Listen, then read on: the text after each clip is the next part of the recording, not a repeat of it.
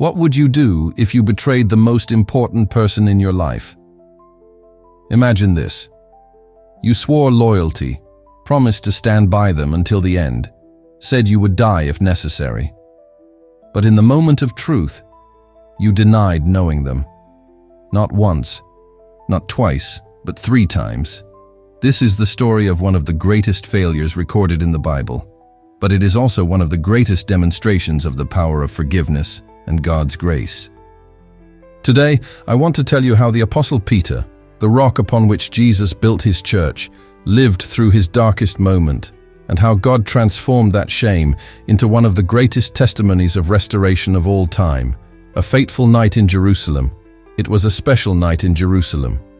Jesus was gathered with his disciples celebrating the Last Supper. The atmosphere was heavy, filled with tension. Jesus had just made a troubling announcement. One of them would betray him. But there was more. Looking directly at Peter, his closest disciple, Jesus made a statement no one expected. "Before the rooster crows twice, you will deny me 3 times." Peter, full of conviction and even indignation, responded vehemently, "Even if everyone else abandons you, I will never abandon you. Even if I have to die with you, I will never deny you." Strong words from a confident man, perhaps too confident. In this video, we will dive into 3 crucial moments that forever changed Peter's life. We will understand how such a strong leader can fall so low, and more importantly, how God uses our worst moments to reveal his greatest purpose. And be prepared, because this story will move you. After all, who hasn't promised something to God and failed? Who hasn't felt like a complete failure in their spiritual journey? Let's discover together how God transforms our greatest embarrassments into testimonies of his grace.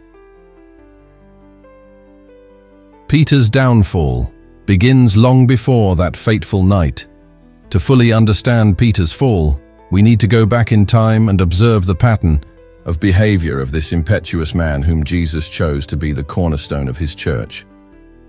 Peter was always first in everything. The first to speak, the first to act, the first to jump into the water when he saw Jesus walking on the sea. He was the kind of person unafraid to expose himself, to take risks. He was the first to declare that Jesus was the Christ, the Son of the living God. He was the one who drew the sword to defend Jesus in the Garden of Gethsemane. But there was a dangerous side to all this impetuosity. Peter trusted too much in his own strength, in his own ability to be faithful. When Jesus warned that all the disciples would abandon him, Peter's response was filled with spiritual pride. "Even if others are scandalized by you, I will never be scandalized." Do you notice the subtlety? Peter wasn't just making a grand promise, he was also placing himself above the other disciples. "They may abandon you, Lord, but me? Never." This is the essence of the overconfidence that precedes a fall. When we start comparing ourselves to others and judging ourselves as spiritually superior.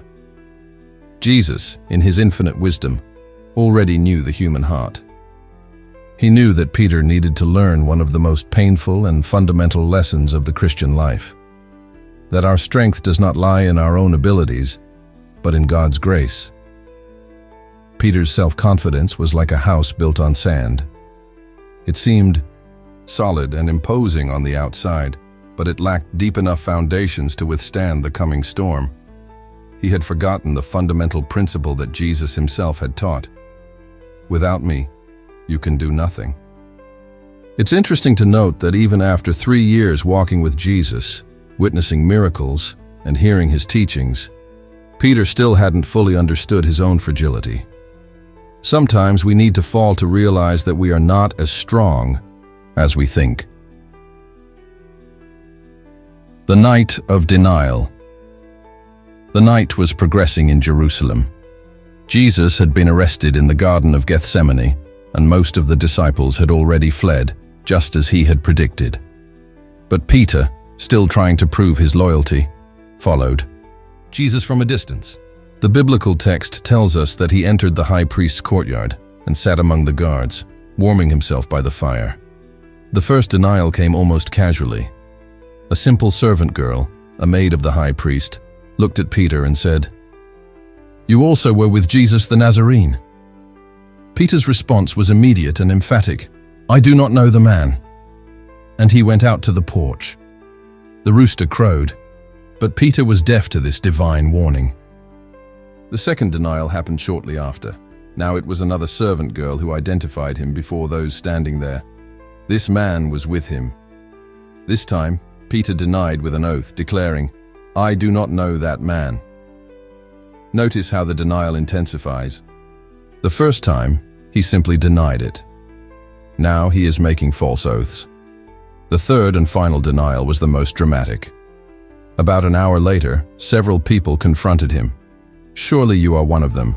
Your accent reveals you're a Galilean." Peter, now completely overwhelmed by fear, began to curse and swear, "I don't know the man you're talking about." And at that very moment, while the words were still on his lips, the rooster crowed for the second time.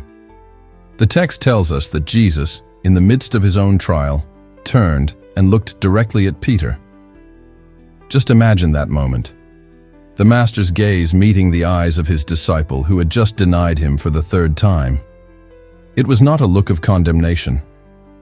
It was not a look of, "I told you so." It was a look of love, understanding, shared pain. It was this look that completely broke Peter. The text tells us he went out and wept bitterly. A moment that echoes forever. There are moments in life that are eternally etched in our memory. For Peter, that look from Jesus would be one of those moments. A single glance that contained the weight of shame, all the divine love, and the truth about who he truly was. The evangelist Luke tells us that the Lord turned and looked straight at Peter. In the midst of his own agony, in the midst of his own unjust trial, Jesus took the time to look at the disciple who was denying him. This is our Jesus, always attentive to our struggles, even when he is going through his own trials. What was in that look? It was not condemnation. It was not disappointment. It was love. The same love that, hours earlier, had led Jesus to warn Peter about his impending fall. The same love that would lead him to the cross. A love that knew Peter better than Peter knew himself. And Peter?